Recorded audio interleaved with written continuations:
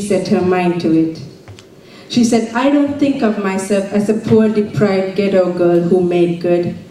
I think of myself who, from an early age, knew I was responsible for myself and I had to make good." This is the inspiring story of Oprah Winfrey.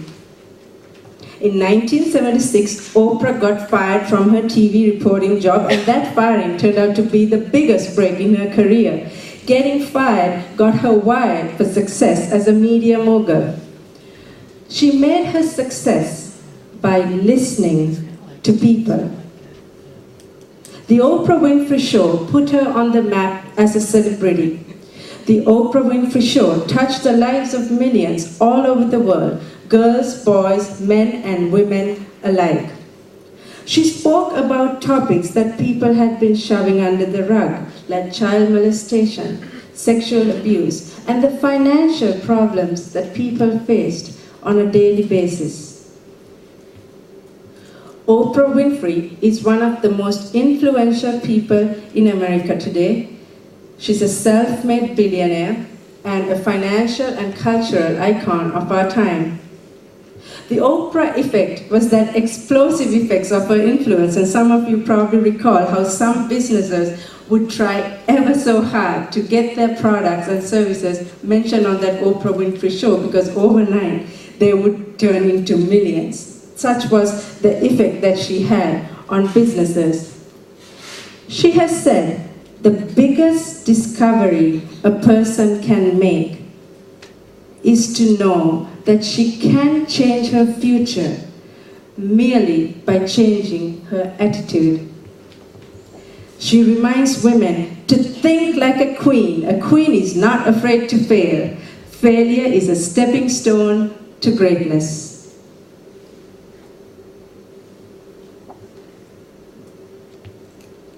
She said, "I am one of those who think like Nobel, that humanity will draw more good than evil from discovery." Her childhood was filled with emotional trauma. She had a lot of financial and emotional hardships that tried to crush her dreams. She came from a brilliant family of physicists. They were a very hardworking and brilliant family, but financial problems were always present in the family. On one occasion, they rented out rooms to boarders so that they rented out their teeny apartment they were living in to boarders so that they would get additional income. And at one point, there were 20 people living in their teeny apartment, and she slept on the couch. On one occasion, however, one of the boarders brought with him more than his share of rent. He brought with him the disease of typhus, which could be passed on to someone else, and her sister caught the disease and died. As a child, she would never know what it would be like to hug her mother. Every time she approached her mother to kiss her, her mother would reject her and push her away. The little girl did not understand why her mother was doing this. Actually, the mother did it because she loved her daughter. She had tuberculosis and she did not want to pass it on to the daughter. But this sent mixed messages to the 4-year-old girl because she thought her mother did not want her. And it would forever create an emotional and physical distance that she would have with people as an adult. For the rest of her life, she would have problems connecting with people emotionally and physically. She developed a very cold personality.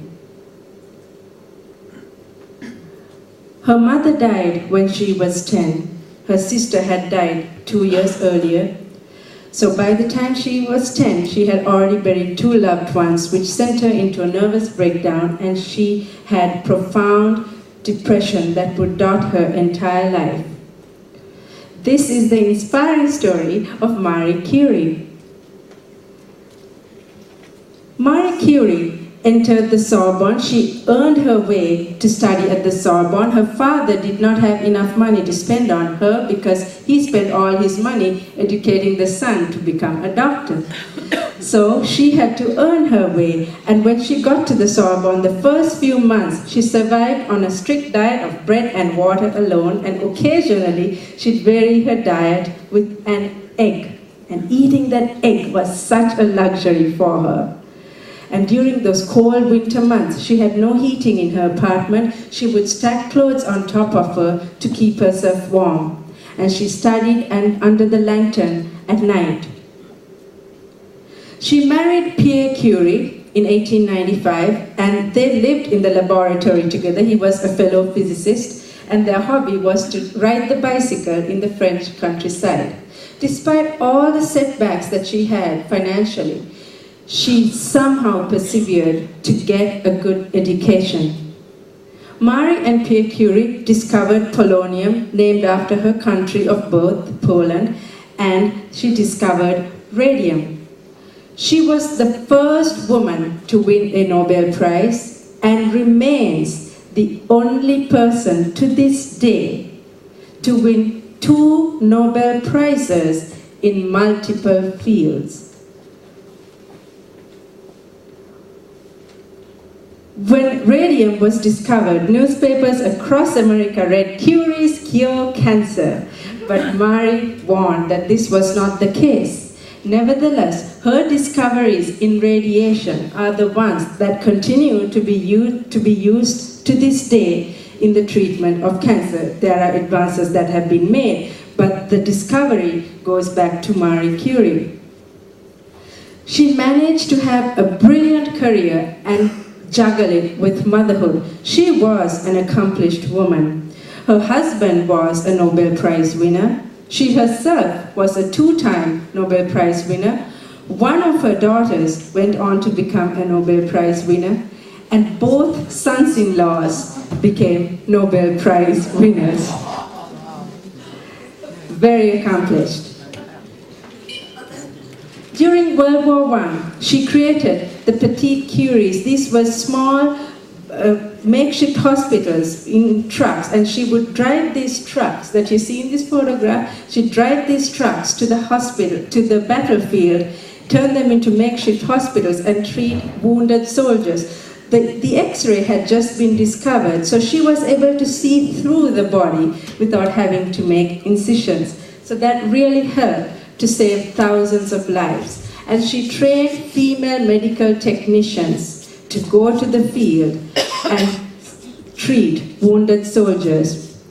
Despite all the economic hardships that she experienced, she used the money from the Nobel Prizes and the gold medals from the Nobel Prizes. She gave it all to the government to help with the war effort, and she shared that money with her family. She has said, "Nothing in life is to be feared. It is only to be understood."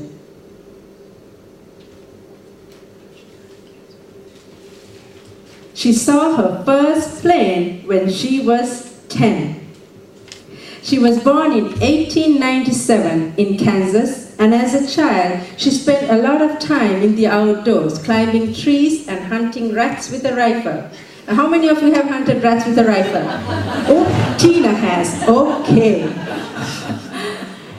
She had a dark childhood. Her father was an alcoholic, and her childhood is marred with episodes of alcoholism, the embarrassing incidents, the arguments in the home, the money problems, and the inconsistency of emotional attachment left her with a dysfunctional childhood.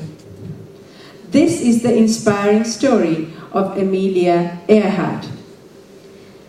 In 1920, Amelia drove with her father to an aerial meet in California, and he took her on a 10-minute flight, which cost him $10. And this 10-minute flight would forever change her life.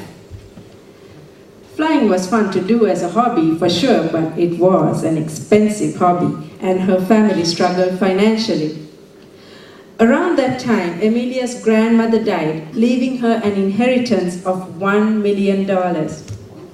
And Amelia used much of that money to buy a plane, Probably not the best financial investment because the family struggled.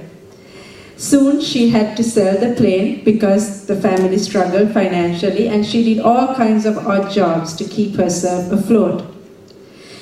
In 1927, Charles Lindbergh became the first person to fly across the Atlantic non-stop, and in 1932, Amelia Earhart became the first woman to fly across the Atlantic. Then she set out to do the unthinkable. She set out to travel solo around the world.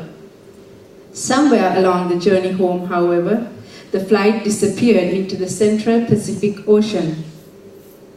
Fascination with Amelia Earhart's life, career, and disappearance continues to this day. She remains America's foremost female flyer, and her disappearance continues to be one of the great mysteries of aviation history. In addition to championing aviation, she's also remembered for championing equality between men and women, using aviation as a vehicle of pioneering spirit.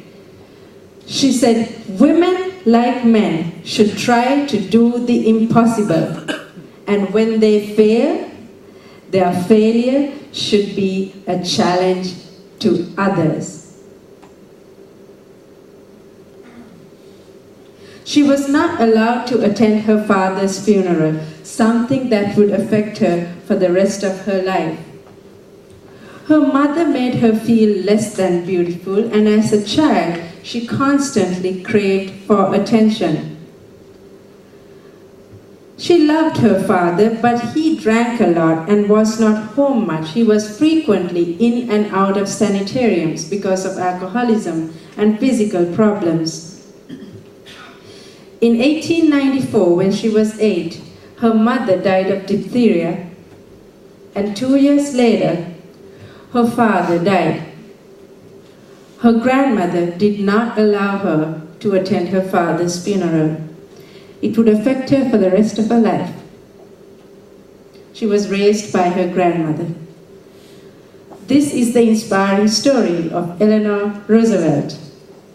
In 1905, she married a rich distant cousin by the name of Franklin Delano Roosevelt, a student at Harvard University. Eleanor had a very domineering mother-in-law who tried to make her marriage an unhappy one.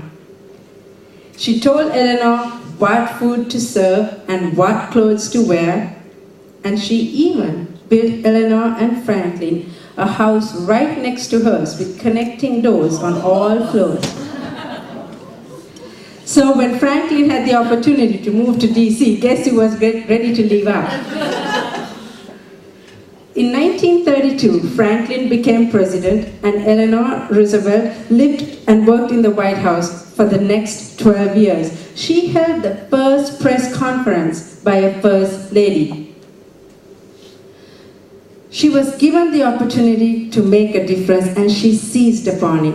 She traveled throughout the country, listening to the concerns of Americans, speaking to farmers, miners, and sharecroppers, and she built welfare programs. She created welfare programs for people. Despite her busy work schedule, she also found time for motherhood. She managed to raise 5 children amidst her busy schedule, and she also visited orphanages and welfare centers. Franklin came down with polio, and Sarah, Eleanor's bossy mother-in-law, said they should move back to the family home. Eleanor knew that Franklin always dreamt of holding public office, but I think more importantly, she did not want to move back with her bossy mother-in-law. So she somehow pushed for Franklin to become president again, and she did not give in to her mother-in-law. In 1945, President Harry Truman appointed Eleanor Roosevelt to the United Nations.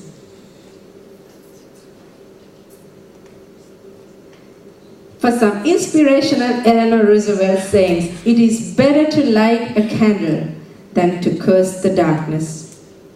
Do what you feel in your heart to be right, for you will be criticized anyways.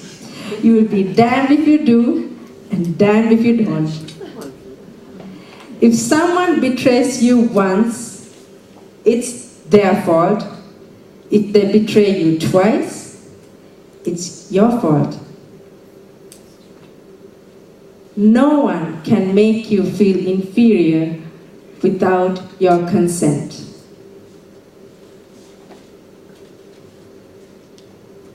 The girl who felt unloved and lacked self-esteem blossomed to be a self-confident young woman who inspired women all over the world with her quote, "The future belongs to those who believe in the beauty of their dreams."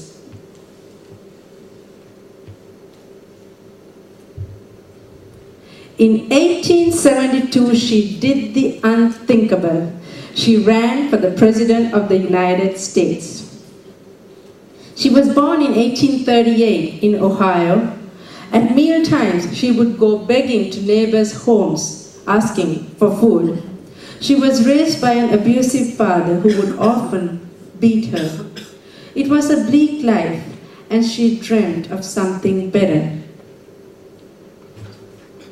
She had the ability to talk to dead people.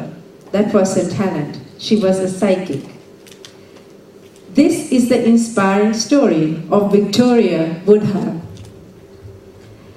At age 15, Victoria got married to a doctor, and in getting married to a doctor,